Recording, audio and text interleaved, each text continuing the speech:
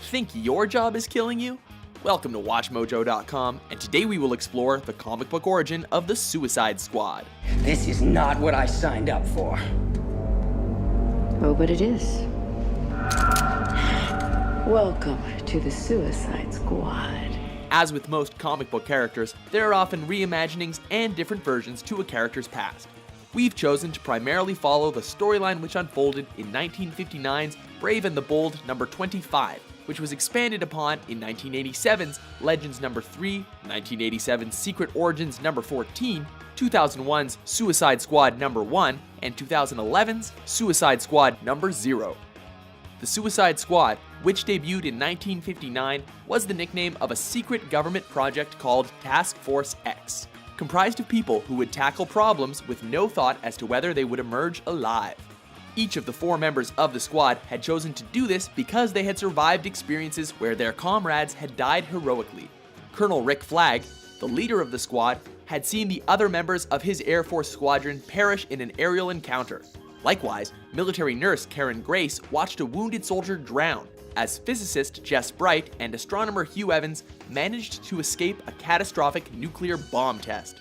Together, the Suicide Squad used their skills to defeat strange menaces, such as a prehistoric monster, which they destroyed by sending into orbit around the sun.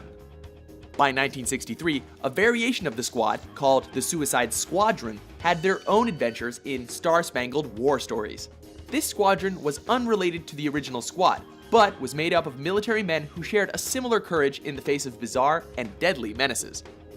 When the squad was revived in 1987 as part of the Legends miniseries, its origin was changed significantly. Retroactive continuity established a connection between the original squad and the war-themed Suicide Squadron, but the newly formed team was a different beast altogether. This new Suicide Squad was put together by Amanda Waller, a tough, no-nonsense government official, and was once again led by a man named Rick Flag, who was the son of the colonel who had led the original unit. So what do I call you? The name's Flag. Colonel Flag. Colonel Flag. You're kidding, right? This time, the crew was largely drawn from the ranks of supervillains, criminals who volunteered in order to shave off time from their sentences.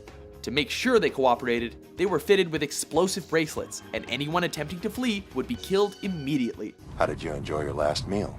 Not bad. The asparagus was a little overcooked, but the lobster was perfect. It was laced with explosive nanites.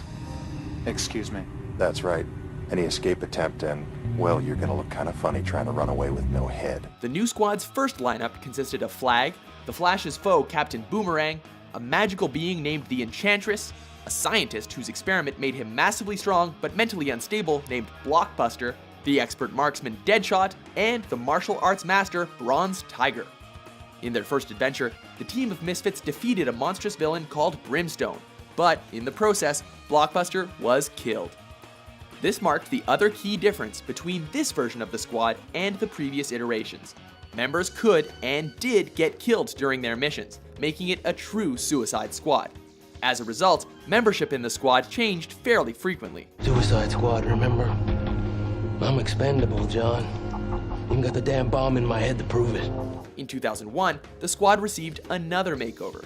The basic setup was the same, villains working as part of a secret government project. But for this incarnation, Rick Flag was dispensed with, and his place was taken by Sergeant Rock, the hero of many DC Comic World War II stories. Joining Rock was his old squad mate Bulldozer, even though both of these men had supposedly died years ago. In 2011, yet another iteration of the Suicide Squad burst onto the scene, once again under the control of Amanda Waller. Her motivation for putting this squad together had to do with putting a heroic colleague out of his misery when a mission went wrong. Her new squad was to be made up of people that she viewed as entirely expendable and deserving of any rotten fate that befell them. Over its long history, the Suicide Squad has made several television appearances as well. These included appearing on the shows Justice League Unlimited, Smallville, and Arrow. I need to talk to Waller. With a concept that allows for an unlimited cast of colorful characters, there's no telling where they'll turn up next. Are you a fan of the Suicide Squad? For more comic book origins, be sure to subscribe to WatchMojo.com. You'll have my full report by 0800. Right, that'll be all. Rick. You're a good soldier. Your father would be proud. Ma'am.